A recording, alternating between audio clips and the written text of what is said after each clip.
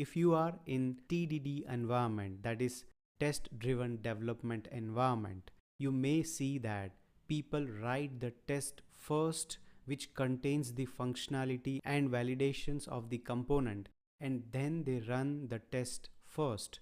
Naturally, it will fail. Then the development starts. That means if you have a product component to do, then the component testing will be returned first with all the validations. Then you keep on building the component product and it will keep on checking the test. So that's what the test driven development is. You have written the test and then the development begins. And of course, not always you have TDD, that is test return first and then you develop component, right? You have component built and you may write the tests at a later stage also.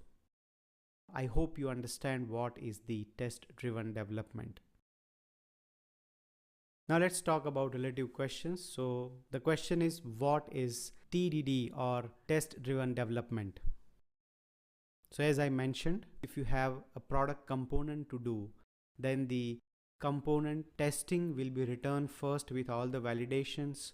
Then you keep on building the component product and it will keep on checking the test. So that's what the test driven development is. You have written the test and then the development begins.